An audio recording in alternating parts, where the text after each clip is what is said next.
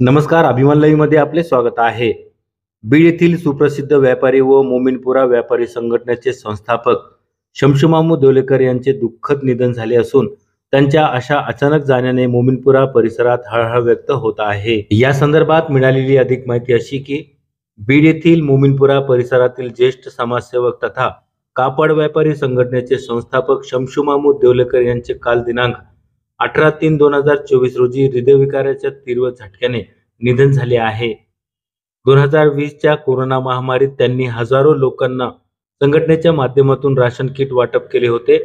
सतत दुसऱ्यांच्या दुःखात धावून जाणारे शमशू मामू देवलेकर यांच्या अचानक झालेल्या निधनामुळे नातेवाईकांसह व्यापारी संघटनावर दुःखाचा डोंगर कोसळला आहे. शमशू मामू देवलेकर यांची 5000 लोकांच्या उपस्थितीत मदिना मस्जिद समोर जनाजा नमाज अदा करून चारबावडी कब्रस्तान येथे दफनविधी करण्यात आला.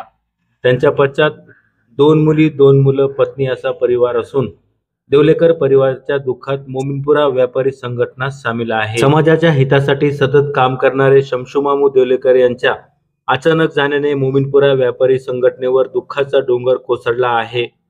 अल्लाह शमशू मामू देवलेकर को जन्नतुल फिरदौस में आला मकाम अता करे और मरहुमीन के घर वालों को सब्र जमील अता करे.